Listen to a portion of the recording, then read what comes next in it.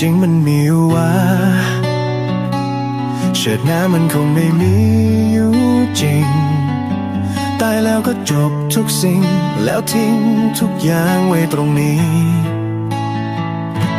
คนรักคนเคยรู้จักอย่างมากก็จุดทูปไว้คนละดอกแล้วบอกให้ไปสบายให้ไปที่ชอ